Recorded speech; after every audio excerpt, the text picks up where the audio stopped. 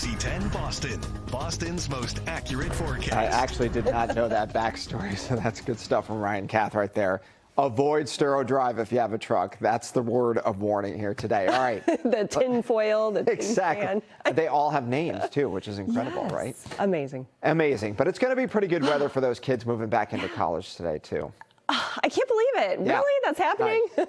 We're there. It's that time of the year, and as advertised, the temperatures are much cooler. We're also pretty dry. The last several days, all of a sudden, the grass is getting crunchy, and you got to keep up with that watering if you haven't already. Today, tomorrow, you got to water the gardens. For Saturday into Sunday, maybe not. We have the chance to see some significant rainfall. I know, right in time for that holiday weekend, but it shouldn't ruin your plans too much. I'll get through that forecast in a minute. For Monday, yes, we go back to more dry weather for the Labor Day holiday. The drought monitor also just updated this morning. It comes out every Thursday, takes into account all the rain that we've had the previous week up until Tuesday. And so it's virtually unchanged, but still some dry weather, abnormally dry conditions technically across parts of southern New Hampshire, coastal New Hampshire, and even the Merrimack Valley.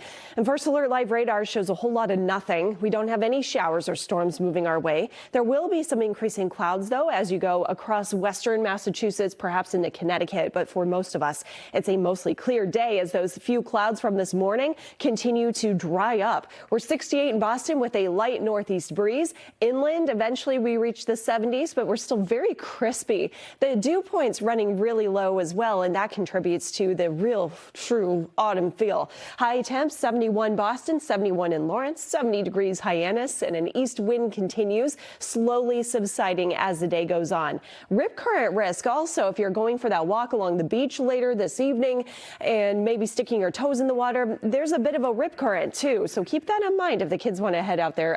Yeah, there is a moderate rip current risk across parts of Cape Ann along those beaches or anywhere really north or eastern facing.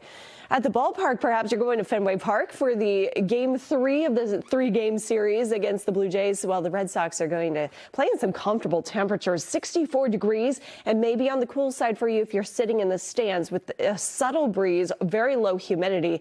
It's a true 64 degrees, but you might want that sweater or sweatshirt as you head to the ballpark. Tonight's lows, 40s, 50s, and 60s. Really dry air and a clear sky allows for radiational cooling at its finest, and so we'll get near dew point, although not expecting fog to develop because it is so dry. It allows for temperatures to really get on the cooler end of things. Tomorrow, we're back into the 70s with that northeast wind, 70 Boston versus some mid 70s in Natick, in Fitchburg, and more 70s are on the way for Saturday, but the humidity's on the rise for Saturday. Prior to some of those late day shower chances, more scattered rain expected on Sunday, and unfortunately, the timing not in our favor for Sunday, in our favor for Monday. So I'll show you the timing right now as we go into the big weather map. Cool fall feel, less humid for still Friday. Then we'll watch for a couple of these spot sprinkles to sneak in south and west early Saturday. Most of the day will be dry.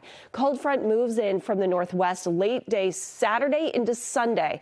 Overnight is when we get most of the rainfall. Unfortunately, this cold front now has kind of slowed down a bit, and so I keep rain chances in for the first part of the afternoon on Sunday.